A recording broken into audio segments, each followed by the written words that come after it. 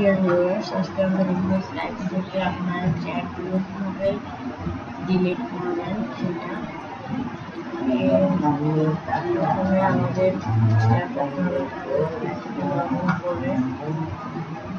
Log in করার পর tools অপশনে গিয়ে টুলস অপশন থেকে এখানে দেখবেন একটা লাস্টে অ্যাকাউন্ট অপশন আছে। অপশনস থেকে গিয়ে আপনি প্রাইভেসি অপশন প্রাইভেসিটাতে গিয়ে এখানে দেখেন কিপ হিস্টোরি ফর কতদিনের হিস্টোরি আপনি ক্লিয়ার করতে চান সেটা এখানে ফিক্সড করে দেওয়া লাগবে। দেওয়ার পর এখানে ক্লিয়ার হিস্টোরি দিবেন। ক্লিয়ার হিস্টোরি দিলে এরকম একটা ডিলেট হিস্টোরি দিয়ে ডিলেটটা ক্লিক করে দিবেন। ক্লিক করার পর সব চ্যাটগুলো ডিলিট হয়ে যাবে। তারপর এখানে সেভ দিয়ে দেবেন।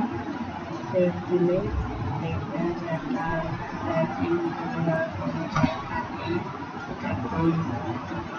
সব ক্লিয়ার হয়ে গেছে। এভাবে আপনি আপনার পার্সোনাল